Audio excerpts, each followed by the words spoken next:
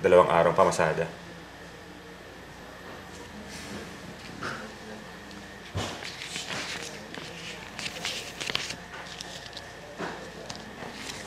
Salamat. Wala yun, siyempre, para sa mga gastusin dito sa bahay. Pamilya tayo dito, di ba? Naging maayos naman ang buhay ni na Emilia at ng kanyang mga anak sa poder ni Daniel. Mas mabait ito at mas mapagmahal kaysa kay Richie. Itinuring din ni Daniel na parang tunay na anak, sina Tess at Lisa. Hanggang sa... Saktong nabili ko sa'yo. Saktong-sakto eh. Bagay na bagay sa'yo. Ate, sabi ni Nanay, maganda daw sa akin, oh. Oo nga, bagay nga sa'yo yan. Ate, kain na tayo. Ate, oh. Halika na, kumain. Sige.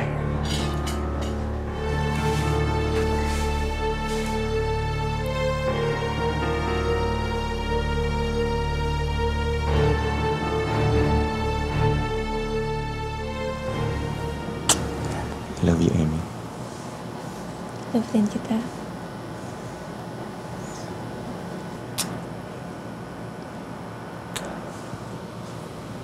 Daniel, inaantok na ako. Tutulog na ako. Ikaw naman. Sige na. Pagbigyan mo na ako isa pa. Daniel, ano ba? Nakatalawa na tayo. Hindi ka pa ba napapagod? Siyempre, para sa'yo. Walang pagod-pagod ang asawa mo, no? Kondisyon to. Daniel, seryoso ako. Inaantok na ako. Kaninang umaga ang aga ko nagising, tapos bukas maaga pa ako gigising. Alam mo ikaw, ang arte mo eh. Lagi ka na lang ganyan. Pag gusto ko pa ng isa pa, pagod ka na. May gagawin ka pa, maaga ka bukas. Kakasawa ka na, bahala ka sa buhay mo! Daniel, sorry. Manigas ka dyan!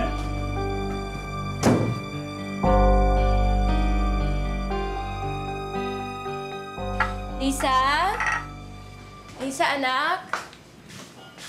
Bilan mo nga akong kalamansi.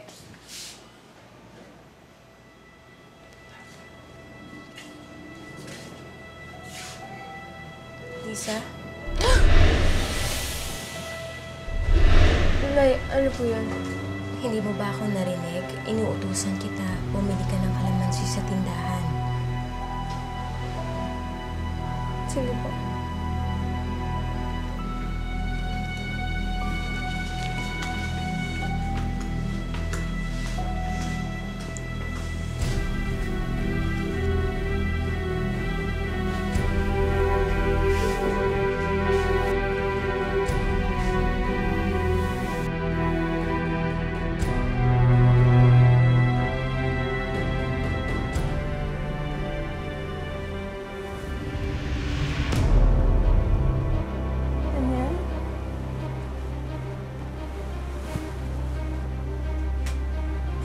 Daniel?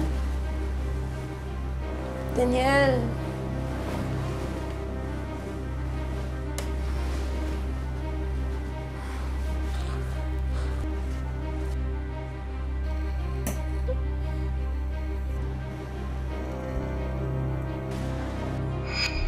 No, yung manika ko. Ayaw mo, anak. Ikaw na lang.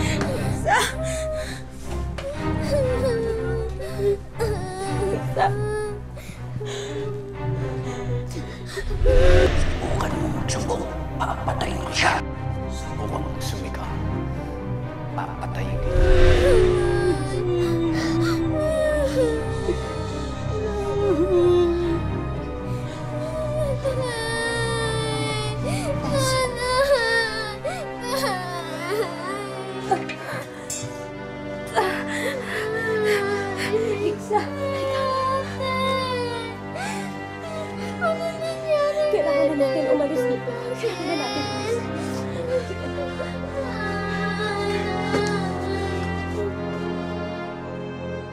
Tahan na, anak. Tahan na. Nandito lang si nanay. Protektahin kita. Hindi na ako papayag na may mangyari pa sa inyong masama. Kailangan ko na pong isolve po yung mga anak ko, ilayo. Nag-file po ako ng kaso sa Women's Desk. Tama, oo. Nanalo po ako sa kaso. Nagpag-iwalay din po ako Nasaan na ngayon ang nanay mo? sa ibang kapatid ko. Sa ibang kapatid mo na nag-aalaga sa kanya. Pero may diferensya na rin po. May diferensya Kasi na rin. hindi niya rin po ma-overcome yung nangyari sa kanya. Oo. Bumabalik ba yung mga pangyayari nung nakaraan? To be honest po, araw-araw, to all those years, nung bata ako hanggang ngayon, hanggang nagkaanak ako, hanggang nabubuhay yung araw na to, kahit ano pong ginagawa ko, kahit nasa lugar ako, lahat po naaalala ko pa rin. Nilalabanan ko na lang po kasi yung depression, yung anxiety, para mapalaki ko ng maayos yung mga anak ko. Pero ang hirap. Sobrang hirap po kasi walang justice para sa ganitong tao, sa anak ko. Naisip mo ba na kailangan mong pumunta sa isang professional para to ask for professional help, para tulungan ka na malagpasan mo yan, yung sinasabi mo, depression na ano? To be honest, hindi po. Parang I keep on praying na lang na sana one Maganda day. yun. Pero Maganda yung ginagawa mo. wala po Wala namang katugunan. Sa hirap ng dinanas mo, Emmy, kailangan mo talaga ng tulong. Kailangan mo talaga ng tulong. Hindi pa pwede kasi na hindi pa pwede na wala kang kaligayahan sa buhay mo.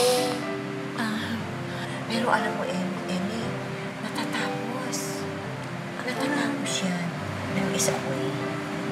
You have to have professional help, okay? Sobrang sakit na pinagdaanan mo. Mahirap kayanin ng nag-iisa. But there is a way. Manalig ka, there is a way, okay? No?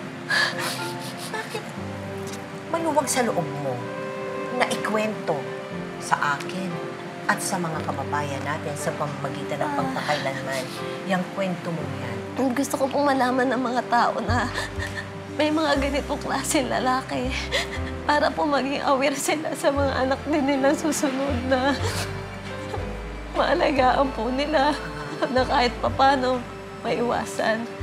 And gusto ko pong hanapin yung saya. Kasi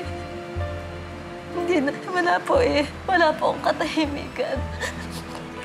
Wala po akong katahimikan sa buhay. Wala ka pa. Pero dadating ka doon, Emmy. Hindi ko alam kung kailan po. Ay, dadating ka. Hindi ko alam. Oo. Dadating at dadating ka.